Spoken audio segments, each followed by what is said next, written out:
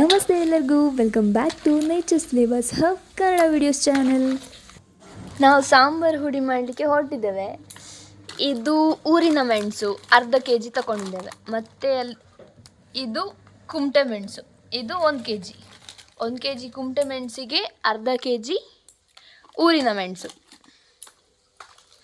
ಇದರ ತೊಟ್ಟು ಅಂತ ಹೇಳ್ತೇವೆ, ಅಂದರೆ ಈ ಕ್ಯಾಪ್ ಉಂಟಲ್ಲ ಅದನ್ನು ತೆಗೆದು ಒಣಗಿಸೋದು. ಒಂದ್ಸಲ ಬಿಸಿಲಲ್ಲಿ ಇಟ್ಟಾದ್ಮೇಲೆ ಈ ಮೆಣಸು ಒಂಥರ ಕ್ರಿಸ್ಪ್ ಥರ ಬರ್ತದೆ. ಆದಮೇಲೆ ಇದನ್ನು ನಾವು ಚಂದ ಹುರಿಯುವಾಗ ಒಪ್ಪಸದು ಎಂಥ ನೀರಿನ ಅಂಶ ಎಂತ ಇದ್ರೂ ಹೋಗ್ತದಲ್ಲ. ಆಮೇಲೆ ಇನ್ನೊಮ್ಮೆ ಅದನ್ನು ನಾವು ಬಿಸಿಲಿಗೆ ಇಡೋದು. ಆವಾಗ ಚಂದ ಹುಡಿಯ ಕ್ವಾಲಿಟಿ ಚಂದ ಇರ್ತದೆ ಮತ್ತು ಅದರ ಲೈಫ್ ಟೈಮ್ ಜಾಸ್ತಿ ಇರ್ತದೆ. ಅಂದರೆ ತುಂಬ ಸಮಯಕ್ಕೆ ಅದು ಬರ್ತದೆ. ಅಂದರೆ ಈ ಗಟ್ಟಿ ಆಗೋದು, ಹುಡಿ ಆಗೋದು, ಒಂಥರ ಆಗೋದು ಆ ಥರ ಏನೂ ಆಗೋದಿಲ್ಲ. ಹುಡಿ ತುಂಬ ಚೆಂದ ಇರ್ತದೆ. ಹಾಗೆ ಮಾಡಬೇಕು ಅಂತ ಹೇಳಿದರೆ ಈ ಥರ ಪ್ರೊಸೀಜರ್ ಮಾಡಬೇಕು. ತೊಟ್ಟು ತೆಗೆದು ಅದನ್ನು ಬಿಸಿಲಿಗಿಟ್ಟು ಮತ್ತೆ ನಾವು ಇನ್ನೊಮ್ಮೆ ಹುರಿದು ಇನ್ನೊಮ್ಮೆ ಬಿಸಿಲಿಗಿಟ್ಟು ಮತ್ತೆ ಅದನ್ನು ಹುಡಿ ಮಾಡಲಿಕ್ಕೆ ಕೊಡೋದು. ಫೈನಲಿ ಇದನ್ನು ಪೂರ ನಮಗೆ ತೆಗೆದಾಯಿತು. ಇನ್ನು ನೆಕ್ಸ್ಟಿಗೆ ಕುಮಟೆ ಮೆಣಸನ್ನು ಈಗ ತೆಗೆಯೋದು.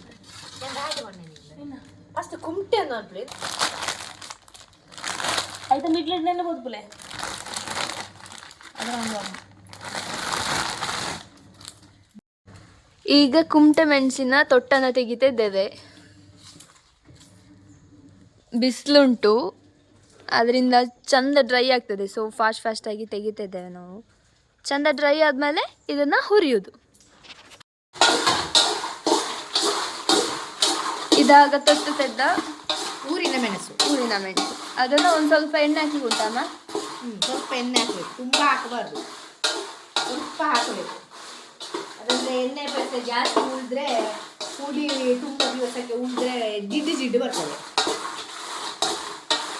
ಸ್ವಲ್ಪ ಎಣ್ಣೆ ಹಾಕಬೇಕು, ಸ್ವಲ್ಪ ಕಲರ್ ಚೇಂಜ್ ಆಗುವಷ್ಟು ಇದನ್ನು ಹುರಿದ್ರೆ ಆಯ್ತು.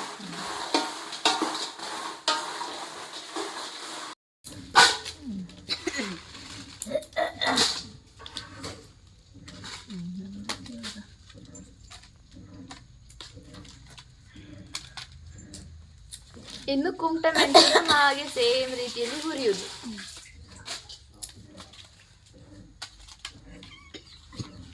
ಮೆಣಸಿನ ಘಾಟಿಗೆ ಕೆಮ್ಮು ಬರ್ತಾ ಉಂಟು.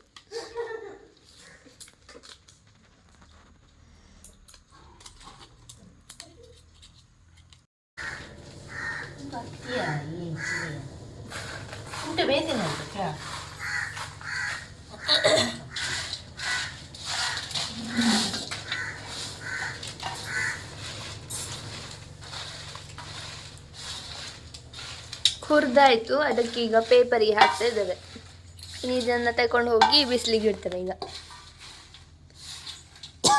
ಪಜೆಕ್ ಬರ್ತುಂಡ ಒಟ್ಟಿಗೆ ಕೊಂಡು ಕಲಿಯತ್ತಮ್ಮ.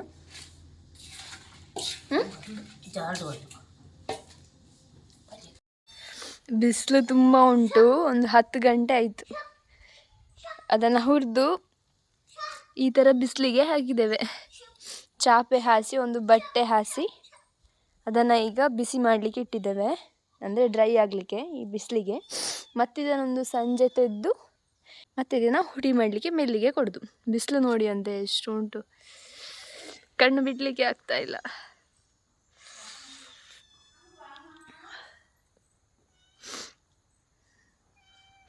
ಬೆಕ್ಕು ತಿಂಡಿ ಅಂತ ಹೇಳಿ ಕಾಯ್ತುಂಟು. ಇನ್ನು ಇದಕ್ಕೆ ಕೊತ್ತಂಬರಿ ಹಾಗೆ ಒಂದು ಸ್ವಲ್ಪ ಮಸಾಲ ಪದಾರ್ಥ, ಜೀರಿಗೆ, ಮೆಂತೆ ಇರ್ಬೋದು, ಇದನ್ನೆಲ್ಲ ಹಾಕಿ ಅದನ್ನು ಸಹ ಹುರಿದು ಹೀಗೆ ಬಿಸಿಲಿಗೆ ಇಡ್ಲಿಕ್ಕೆ ಉಂಟು. ಆಮೇಲೆ ಅದನ್ನು ಸಹ ನಾನು ತೋರಿಸ್ತೇನೆ ನಿಮಗೆ. ಬೇವು ಸೊಪ್ಪು ಕೊಯ್ಲಿಕ್ಕೆ ಅಂತ ಹೇಳಿ ಬಂದೆವು. ಹುಡಿಗೆ ಬೇವು ಸೊಪ್ಪು ಎಷ್ಟು ಹಾಕಿದ್ದು ಸಹ ಒಳ್ಳೆಯದು. ಬಟ್ ಇದೊಂದು ಸ್ವಲ್ಪ ಆ ಕಡೆ ಉಂಟು, ಕೊಯ್ಲಿಕ್ಕೆ ಒಂದು ಸ್ವಲ್ಪ ಕಷ್ಟ ಉಂಟು.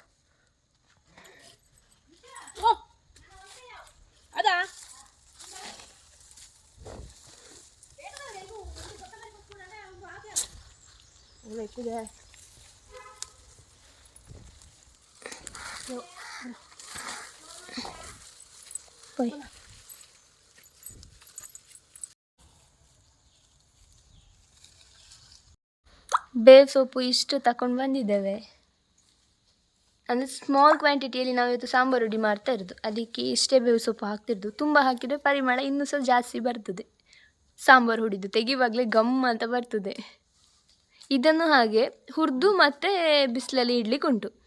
ಆಗ ತುಂಬ ಹುಡಿ ಹುಡಿ ಕೈ ಹಾಕುವಾಗಲೇ ಅದು ಹುಡಿ ಹುಡಿ ಆಗಲಿಕ್ಕೆ ಶುರುವಾಗ್ತದೆ.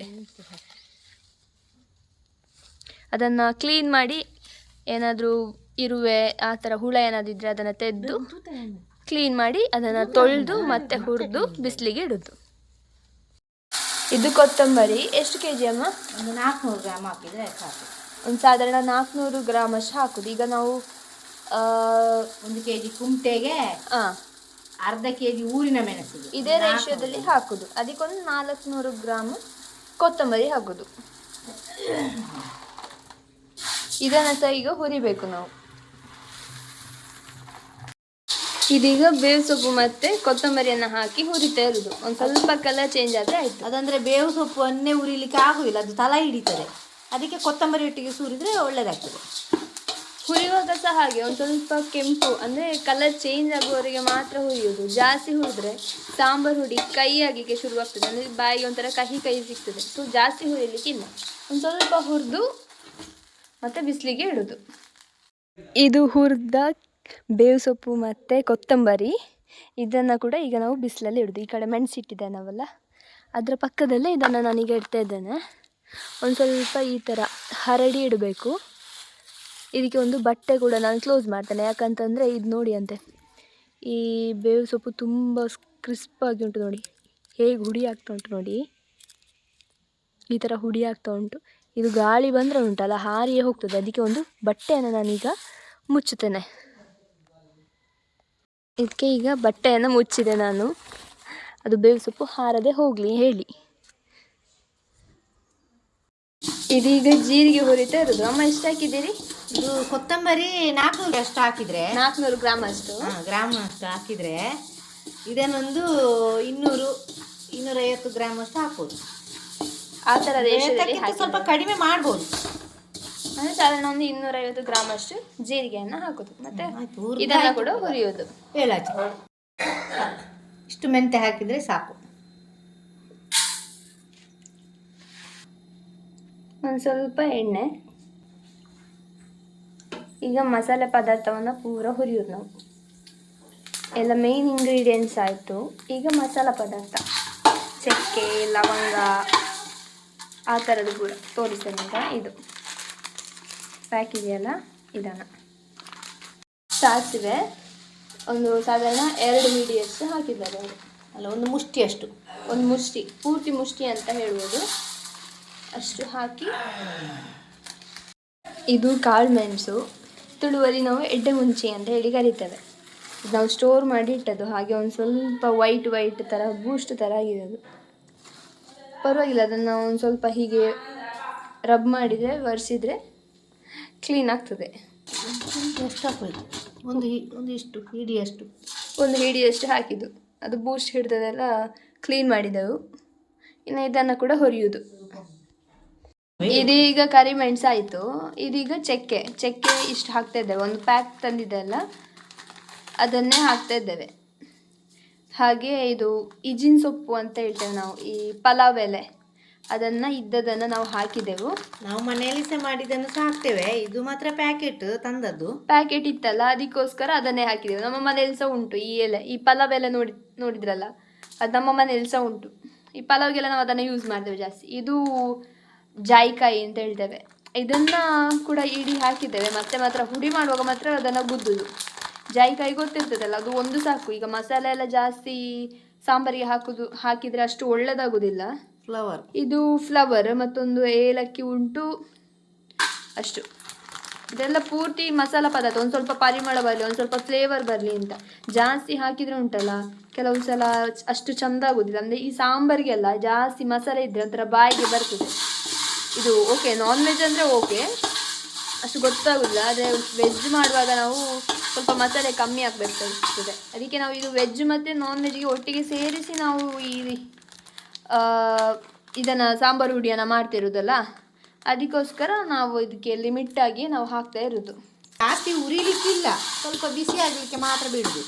ಹರಿಮೆಣಸು ಸ್ವಲ್ಪ ಉರಿಬೇಕು, ಆಮೇಲೆ ಅದು ಬಿಸಿ ಆದ್ಮೇಲೆ ಇದನ್ನೆಲ್ಲ ಹಾಕಬೇಕು. ಸ್ವಲ್ಪ ಇದು ಜಸ್ಟ್ ಬಿಸಿ ಆಗ್ಲಿಕ್ಕೆ ಮಾತ್ರ. ಇದನ್ನ ಇದು ಬಡ್ ಸೊಪ್ಪು, ಬರ್ಡ್ ಸೊಪ್ಪು ಗೊತ್ತುಂಟಲ್ಲ, ಅಂದ್ರೆ ಜೀರಿಗೆ ಟೈಪ್ ಇದೆ, ಇದನ್ನ ಬರ್ಡ್ ಸೊಪ್ಪು ಅಂತ ಹೇಳ್ತಾರೆ. ಇದನ್ನ ಸಹ ಹಾಕ್ತೇವೆ. ಎಲ್ಲ ಕೂಡ ಇದು ಮಸಾಲ ಪದಾರ್ಥವೇ, ಒಂದು ಸ್ವಲ್ಪ ಸ್ವಲ್ಪ ಹಾಕ್ತೇವೆ ಅಷ್ಟೇ, ಒಂದು ಸ್ವಲ್ಪ ಫ್ಲೇವರಿಗೋಸ್ಕರ ಮಾತ್ರ. ಸೊ ನಾನು ಫುಲ್ ಪ್ಯಾಕನ್ನು ತೋರಿಸ್ತೇನೆ. ಇದು ಫುಲ್ ಪ್ಯಾಕ್, ಅದರಲ್ಲಿ ಎಲ್ಲ ಇರ್ತದೆ, ಎಲ್ಲ ಇರ್ತದೆ ನಿಮಗೆ. ಅಂದರೆ ಒಂದೊಂದು ಬಾಕಿ ಆಗೋದು ಅಂತ ಎಲ್ಲ ಇರ್ತದೆ ನಿಮಗೆ. ಯಾವ ಥರ ಅಂದರೆ ನೀವು ಮಸಾಲ ಪದಾರ್ಥ ಜಾಸ್ತಿ ಇಷ್ಟಪಡ್ತೀರ ಅಂದರೆ ಒಂದು ಸ್ವಲ್ಪ ಜಾಸ್ತಿ ಹಾಕ್ಬೋದು. ನಮ್ಗೆ ಅಷ್ಟೊಂದು ಇಷ್ಟ ಆಗೋದಿಲ್ಲ, ಅಂದರೆ ತರಕಾರಿಗೆಲ್ಲ ಜಾಸ್ತಿ ಹಾಗೆ ಸ್ಮೆಲ್ ಬಂದರೆ ಒಳ್ಳೇದಾಗೋದಿಲ್ಲ. ಅದಕ್ಕೋಸ್ಕರ ನಾವು ಲಿಮಿಟಲ್ಲೇ ಹಾಕ್ತಿದ್ದೇವೆ. ಈ ಒಂದು ಪ್ಯಾಕನ್ನು ತೆಗೆದಿಡ್ತೇವೆ. ಹೀಗೆ ಮನೆಯಲ್ಲೇ ಸಾಂಬಾರು ಪುಡಿ ಮಾಡಿದರೆ ಚೆಂದ ಆಗ್ತದೆ. ಅಂದರೆ ಹೊರಗಿಂದ ತರಬೇಕು ಅಂತಿಲ್ಲ, ನಮ್ಮ ಮನೆಯಲ್ಲೇ ಮಾಡೋದಂದರೆ ನಮಗೆ ಎಷ್ಟು ಕ್ವಾಂಟಿಟಿಯಲ್ಲಿ ಮಾಡಿರ್ತೇವೆ ಅಂತ ಗೊತ್ತಾಗ್ತದೆ. ಬೇಕಾದಾಗೆ ಮಸಾಲ ಕೂಡ ಜಾಸ್ತಿ ಇರೋದಿಲ್ಲ. ಸೊ ಸಾಂಬಾರು ಸಹ ಚಂದವಾಗಿ ಬರ್ತದೆ. ಅಂದರೆ ನಾನ್ ವೆಜ್ಜಿಗೆಲ್ಲ ಇದು ಚೆಂದ ಆಗ್ತದೆ ಮನೆಯಲ್ಲಿ ಮಾಡಿದ ಹುಡಿ. ಈಗ ಬಿಸಿಲಿಗೆ ಇಡುವ ಅಂತ ಹೇಳಿ ತಗೊಂಡು ಹೋಗ್ತಿದ್ದೇನೆ. ಆಲ್ರೆಡಿ ತುಂಬ ಬಿಸಿಲು ಉಂಟು ಇಲ್ಲಿ, ಕಾಲಿಡಲಿಕ್ಕೆ ಸಹ ಆಗೋದಿಲ್ಲ ಆಯಿತಾ. ಇಷ್ಟು ಚೆಂದ ಬಿಸಿಲಿಗೆ ಇದನ್ನು ಇಟ್ಟರೆ ತುಂಬ ಒಳ್ಳೆಯದು. ನಾನೀಗ ಇದನ್ನು ಆಗ ನಾನು ಇಟ್ಟಲ್ಲ, ಈ ಕೊತ್ತಂಬರಿ ಹಾಗೆ ಬೇವು ಸೊಪ್ಪು ಇಟ್ಟಿದ್ದೆಲ್ಲ, ಅದಕ್ಕೆ ನಾನು ಹಾಕ್ತೇನೆ. ಸೊ ಒಟ್ಟಿಗೆ ಹುಡಿ ಮಾಡೋದ್ರಿಂದ ಪ್ರಾಬ್ಲಮ್ ಇಲ್ಲ ನಮಗೆ ಎಂತ ಸಹ. ಇದನ್ನು ನಾನೀಗ ಇದಕ್ಕೆ ಹಾಕ್ತೇನೆ. ಸ್ವಲ್ಪ ತೆಳುವಾಗಿ ಮಾಡಿಬಿಟ್ಟು ಹಾಕಿದರೆ ಆಯಿತು. ಬಟ್ಟೆ ಸಹ ಹಾಕಿದ್ದೇನೆ. ಸೊ ಇದು ಎಲೆ ಎಲ್ಲ ಹಾರ್ತದೆ ಅಂತ ಹೇಳುವ ಹೆದರಿಕೆ ಇಲ್ಲ. ಇದನ್ನು ಹೀಗೆ ಕ್ಲೋಸ್ ಮಾಡಿ ಇಟ್ಟು ಬಿಟ್ಟರೆ ಆಯಿತು ಅಷ್ಟೇ.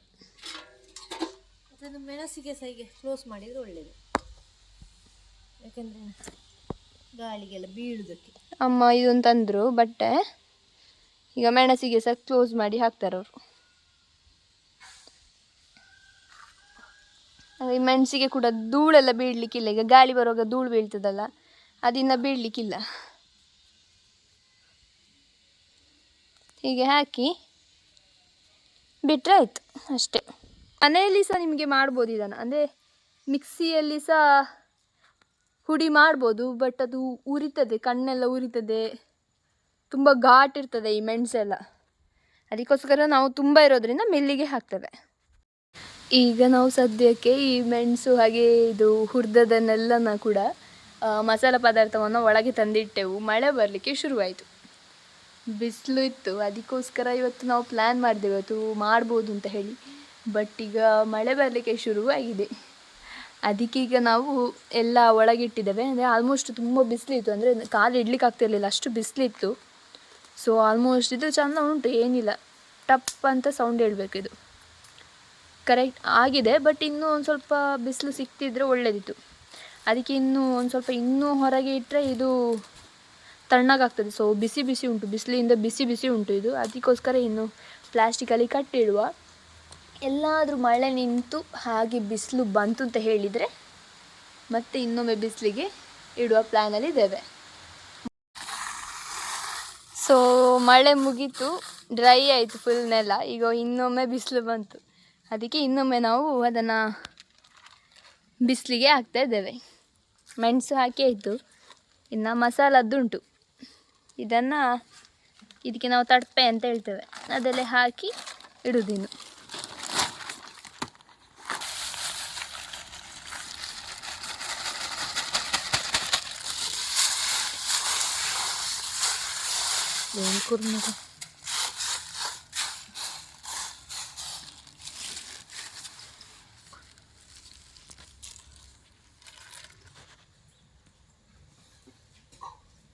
ಇದೀಗ ಬಿಸಿಲಿಗಿಟ್ಟ ಮೆಣಸು. ಇದು ಏನು ಗೊತ್ತುಂಟ, ಚೆಂದ ಆಗಿದೆ ಅಂತ ಹೇಳಿದರೆ ಟಕ್ ಅಂತ ಹೊಡಿಬೇಕು ಕಟ್ ಮಾಡುವಾಗ. ಈಗ ಅಮ್ಮ ಮಾಡಿ ತೋರಿಸ್ತಾರೆ. ಇದೀಗ ನಿಲ್ಲಿ ಮೆಣಸಲ್ಲ, ಈ ಥರ ಟಕ್ ಅಂತ ಕಟ್ ಆಗಬೇಕು. ಅಂದರೆ ನಾವು ಕುಮಟೆ ಮೆಣಸು ಮಾತ್ರ ಸ್ವಲ್ಪ ಒಣಗಲಿಕ್ಕೆ ಲೇಟ್ ಆಗೋದು. ಇದು ಊರಿನ ಮೆಣಸಾದರೆ ಬೇಗ ಒಣಗ್ತದೆ. ಇದು ಊರಿನ ಮೆಣಸು, ಇದು ಬೇಗ ಒಣಗ್ತದೆ. ಅದೇ ಕುಮಟೆ ಮೆಣಸು ಆಗ ತೋರಿಸಿದ್ರಲ್ಲ ಅಮ್ಮ, ಇದು ಅದೊಂದು ಸ್ವಲ್ಪ ಒಣಗಲಿಕ್ಕೆ ತುಂಬ ಟೈಮ್ ಹಿಡಿತದೆ. ಬಟ್ ಆಗಿದೆ ಅದು ಸಹ. ಒಡಿವಾಗ ಟಕ್ ಅಂತ ಹೊಡೆದ್ರೆ ಆಯಿತು ಅಷ್ಟೇ. ಓಕೆ, ಇದನ್ನು ಕೂಡ ಕಟ್ಟಿ ಇಡುವ ನಾವೀಗ.